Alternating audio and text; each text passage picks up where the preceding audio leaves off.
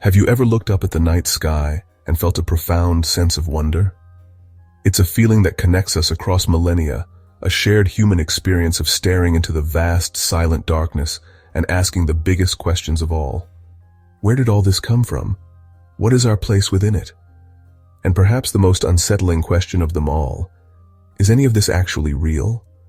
This final question might sound like something from a late-night philosophical debate or a science fiction film, but it's a genuine inquiry that has captivated some of the greatest minds in history. It taps into a deep-seated intuition that the world around us, the very fabric of our existence, might not be what it appears to be.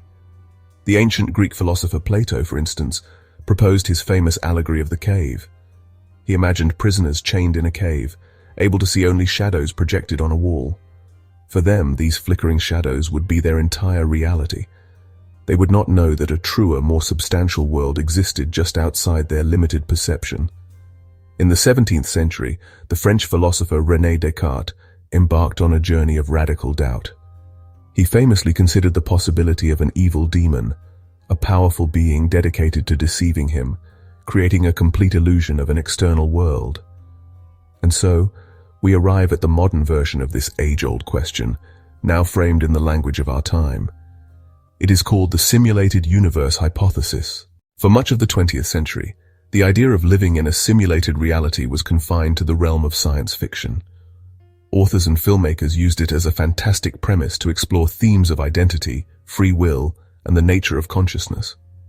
Stories like Philip K. Dick's mind-bending novels and, most famously, the 1999 film The Matrix brought the concept into popular culture.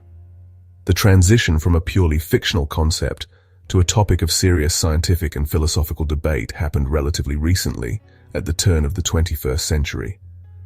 The key figure in this shift was the Oxford philosopher Nick Bostrom. In 2003, he published a seminal paper titled, "Are You Living in a Computer Simulation?" In it, he presented a logical argument, now known as the simulation argument, that wasn't based on speculation, but on probability. He suggests that one of the following must be the case. Firstly, that civilizations like ours almost always go extinct before they can develop the technology to create ancestor simulations. Secondly, that advanced civilizations for some reason lose all interest in creating such simulations. Or thirdly, that we are almost certainly living inside a computer simulation. So why has this idea gained so much traction among not just philosophers, but also respected physicists and technologists? Part of the reason lies in the rapid advancement of our own technology, particularly in computing and video games. Every year we see video games become more realistic, with graphics increasingly difficult to distinguish from real life. We are creating vast, complex virtual worlds populated by non-player characters with sophisticated artificial intelligence. This brings us to one of the most exciting aspects of the hypothesis, the search for evidence. If our universe is a simulation, could there be clues hidden within its code? Could we find the equivalent of a glitch in the matrix? Some scientists have proposed that we might be able to detect the underlying structure of the simulation. For example, if space and time are not continuous but are made up of tiny discrete units, like pixels on a screen, we might be able to detect this resolution of the universe at very small scales. The notion that our reality might be a grand artifice is not an invention of the computer age. It is a question that has whispered through the ages, a philosophical undercurrent that stretches back to the very dawn of human civilization. Long before we had the language of processors and pixels, our ancestors grappled with the same fundamental uncertainty. They looked at dreams, at hallucinations, at the strange tricks our minds can play on us, and they wondered. This ancient line of questioning can be found in many different cultures. In Eastern philosophy, for instance, the concept of Maya in Hinduism suggests that the physical world we perceive is a form of illusion, a veil that conceals the true ultimate reality. Similarly, the Taoist philosopher Zhuangzi famously dreamed he was a butterfly, fluttering about happily. Upon waking, he was unsure if he was Zhuangzi, who had dreamed of being a butterfly, or a butterfly now dreaming he was Zhuangzi.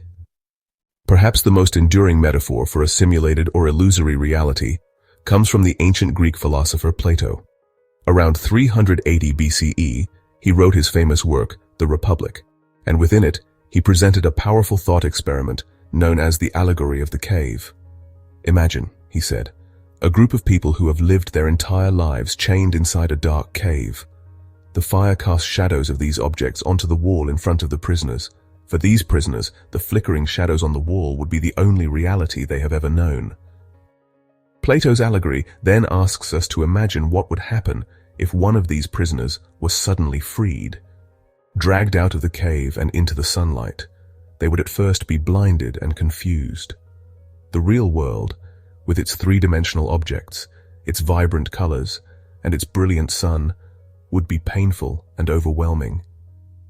They would likely reject it, preferring the familiar comfort of their shadowy world. This ancient story is a perfect parallel for the modern simulation hypothesis. We could be those prisoners in the cave. The laws of physics, the stars in the sky, the very chair you are sitting on, all of it could be the shadows projected onto the wall of our perceived reality. Let us journey forward in time, from the ancient world of Greece to 17th century Europe. Here we meet another giant of philosophy, the Frenchman René Descartes. Descartes was a mathematician and a scientist, a man dedicated to finding a foundation of absolute certainty upon which to build all knowledge. To do this, he embarked on a process of radical doubt. He decided to discard any belief that was not 100% certain. He began by doubting his senses. After all, as he noted, his senses had deceived him in the past. This wasn't enough for Descartes. He wanted to push his doubt to the absolute limit. So he devised a thought experiment even more powerful than the dream argument. He imagined the existence of an all-powerful, malicious being, an evil demon or malicious genius, whose sole purpose was to deceive him. Ultimately, Descartes found a way out of his pit of doubt. He reasoned that even if a demon was deceiving him, he had to exist in order to be deceived. This led to his famous conclusion, cogito, ergo sum, I think therefore I am. A few decades after Descartes, another brilliant mind, the German philosopher and mathematician Gottfried Wilhelm Leibniz, explored a similar problem, but from a different angle. Leibniz asks us to imagine a machine that is constructed in such a way that it can think, feel, and have perception. As we walk around inside this thinking machine, what would we see? We would see cogs and levers, gears and pulleys, all pushing and turning on one another. We would be able to observe the mechanical parts interacting, but we would never find the thought itself. This thought experiment is incredibly relevant to the simulation hypothesis. If our universe is a giant computation, a cosmic mill running on the hardware of some advanced computer, then we are the thoughts inside that machine. Our subjective experience of being alive might be an emergent property of the computation, but it is not something you could ever find by looking at the code itself. The journey from philosophical curiosity to a testable scientific idea is a long one. For the simulation hypothesis, this leap was powered by the explosive growth of our own computational ability. Let us follow this line of thinking, put forward most famously by Oxford philosopher Nick Bostrom. He asks us to assume that consciousness is not tied to a biological brain. He suggests it can be replicated in a sufficiently powerful computer. Consider the future trajectory of a civilization like ours, assuming we don't destroy ourselves first. It seems almost inevitable that we will eventually reach a point of technological maturity where we have enough computing power to run what are called ancestor simulations. If a civilization can create one such simulation, it can likely create thousands or even millions. Here is where the logic becomes truly mind-bending. The number of simulated realities would eventually become astronomically larger than the one base reality where it all started. To truly grasp the power of this argument, we don't need to look to some distant, hypothetical future. We only need to look at our own recent past. Think about the world of video games. In the 1970s, one of the most advanced games was Pong, which consisted of two white rectangles and a square dot moving on a black screen. Now fast forward just a few decades. Today's video games feature photorealistic graphics, vast open worlds that stretch for miles, and complex physics engines that simulate everything from the way light reflects off water to the way wind rustles through the leaves of a tree. This idea has been championed by prominent figures in the tech world, most notably Elon Musk. He has stated publicly that he believes the odds that we are living in base reality are 1 in billions. This video game analogy does more than just make the idea plausible. It also helps us understand the potential mechanics of a simulated universe. In a video game, the world is not rendered all at once. Could our universe work the same way? If our universe is a computer program, then it must be running on some kind of hardware. And just like any digital system, it would have fundamental limitations. A digital photograph, for example, is not a continuous image. If you zoom in far enough, you will eventually see the individual pixels. This raises a fascinating question. Does our universe have a resolution? Some physicists have explored the concept of a quantized spacetime. This means that there might be a smallest possible unit of length, called the Planck length, and a smallest possible unit of time, the Planck time. This possibility opens up an incredible avenue for testing the simulation hypothesis. If the universe is built on a discrete grid, we might be able to detect its effects. A team of physicists, including Silas Bean at the University of Washington, proposed one such test. So far, no such evidence has been found, and our universe still appears to be smooth and continuous down to the smallest scales we can currently measure. But the very fact that we can devise and conduct such experiments is a game changer. If we are living in a simulation, one of the most immediate questions that comes to mind is, why? The most straightforward purpose would be for scientific and historical research. Imagine future historians wanting to understand a pivotal moment in their past, such as the 21st century. Another possibility is that the simulation is not purely for research, but for entertainment. We already create incredibly complex simulations, our video games, for precisely this reason. A far more advanced civilization might run ancestor simulations as a form of immersive entertainment. Finally, there is a more philosophical or even spiritual possibility. Perhaps the simulation is a way for a post-human or post-biological civilization to remember what it was like to be us. In this sense, the simulation could be a form of art or memorial, a way of honoring their creators. While the arguments for the simulation hypothesis are compelling, they also open a philosophical can of worms, leading us down a dizzying logical rabbit hole. The most immediate and classic objection is the problem of infinite regression. This recursive loop threatens to undermine the probabilistic foundation of the original hypothesis, leaving us in a state of profound uncertainty rather than statistical likelihood. The hypothesis may just be swapping the mystery of a prime mover or a Big Bang for the mystery of a prime programmer, leaving us no closer to the ultimate truth of existence. Another major challenge to the simulation hypothesis comes not from philosophy, but from the hard realities of physics and computer science. The sheer scale and complexity of our universe are difficult to overstate. Physicists like Sabine Hossenfelder have raised serious doubts about the feasibility of such a simulation. To simulate the entire universe down to the quantum level would require a computer of literally astronomical proportions. Proponents of the hypothesis might argue that the simulators could use clever shortcuts. However, this too presents enormous computational challenges. The simulator would need to keep track of what every conscious entity in the universe is observing at all times. Perhaps the most efficient way to compute our universe is simply to be our universe. One of the cornerstones of the scientific method is the principle of falsifiability, a concept championed by the philosopher Karl Popper. For a theory to be considered scientific, it must be testable. Many critics argue that the simulation hypothesis, in its broadest sense, fails this crucial test. It seems to be a claim that can explain away any and all evidence, making it impossible to ever prove false. Because of this, many thinkers place the simulation hypothesis firmly in the realm of metaphysics rather than physics. It is a fascinating philosophical idea to ponder, but it may not be a question that science can ever truly answer. The simulation argument relies heavily on the idea that we are not special. It is a form of the Copernican principle, which states that humanity does not occupy a privileged position in the universe. However, there is another philosophical principle that casts a shadow on this reasoning, the anthropic principle. We find ourselves in a universe that appears finely tuned for life. Perhaps creating a universe with conscious observers is an incredibly difficult and rare feat, even for an advanced civilization.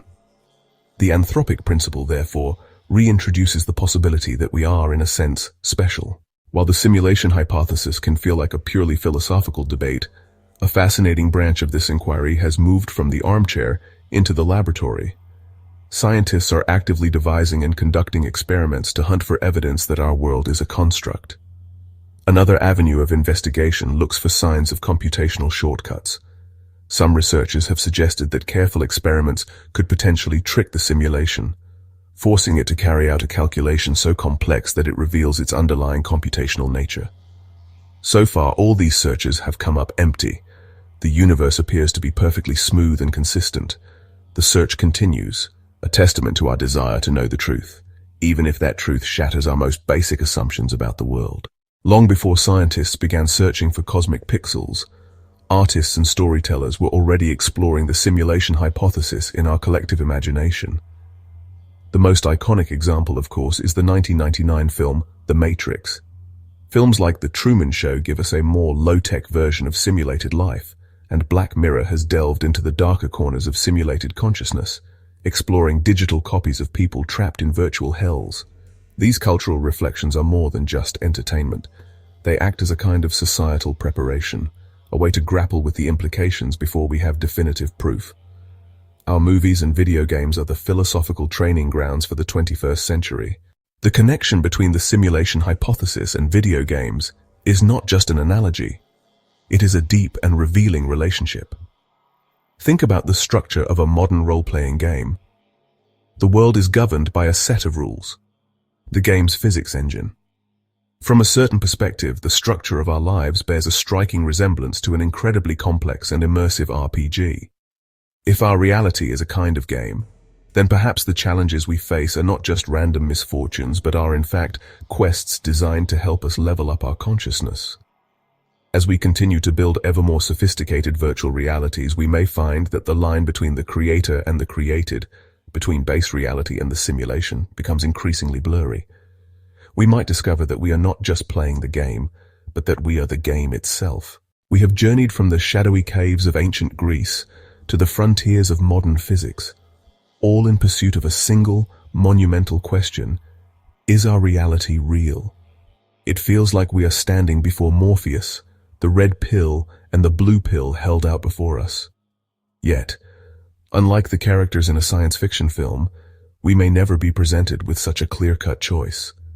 The simulation, if it exists, could be so perfect, its resolution so high and its code so flawless, that it is fundamentally indistinguishable from a base, physical reality. The truth, in this case, would remain forever just beyond our grasp. In the end, our inability to answer the question might be the most important takeaway of all. We are beings who evolved to find food and avoid predators on the African savanna, and now we are trying to comprehend the ultimate nature of existence itself. So, what if we wake up tomorrow and it is proven definitively that we are living in a simulation? What would change? The love you feel for your family is real. The joy of discovery, the beauty of a sunset, the sorrow of loss. These experiences are authentic to you. Discovering that your consciousness is being run on a silicon-based computer instead of a carbon-based brain does not invalidate the experience itself. The game is still worth playing, regardless of the hardware it is running on.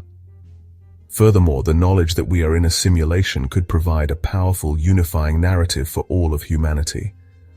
It would be the single greatest discovery in our history, a truth shared by every person on the planet.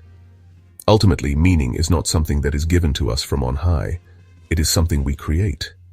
Whether our universe is a physical accident or a digital creation, it is the canvas upon which we live our lives. Whether the simulation hypothesis is ultimately proven true or false, the journey of contemplating it leaves us fundamentally changed. It forces us to adopt a new and profound sense of intellectual humility.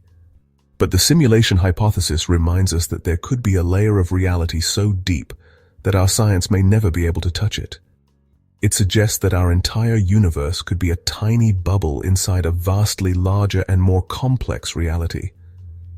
The idea that we might be an ancestor simulation created by our distant descendants forges a strange and beautiful connection across time. It encourages us to be the best ancestors we can possibly be. Whether we are biological beings born from stardust or simulated beings born from code, We are the part of the universe that has woken up and is looking back at itself, asking these incredible questions. And that, in any reality, is a truly wonderful thing.